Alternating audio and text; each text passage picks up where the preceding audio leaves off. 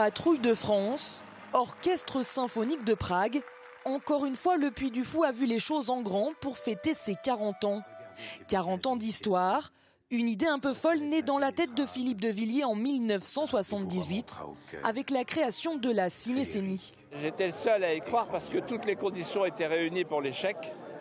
Pas de route d'accès, pas de soutien, pas de curriculum vitae. L'ENA, c'est pas l'école nationale artistique. Et moi j'ai répondu, mais j'ai quelque chose, c'est ma plume. 40 ans plus tard, le succès est bien là.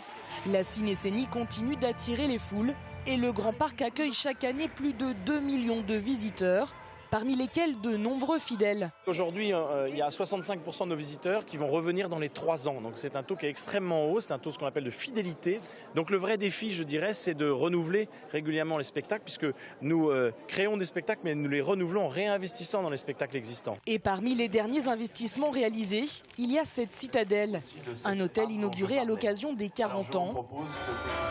Le Grand Carillon, une création 2017. Mais aussi et surtout le dernier Panache, un spectacle créé l'an dernier pour un budget total de 19 millions d'euros. Mais le créateur du Puy du Fou ne compte pas s'arrêter là.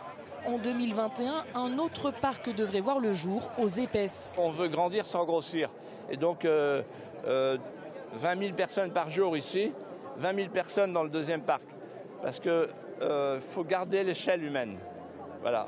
Il vaut mieux 2 parcs avec une échelle humaine qu'un seul parc. En tout, 2500 personnes ont profité ce vendredi d'une après-midi au Puy du Fou, dont de nombreux professionnels du tourisme. Le soir, près de 14 000 invités ont assisté à la cérémonie des 40 ans et à la Cinécénie.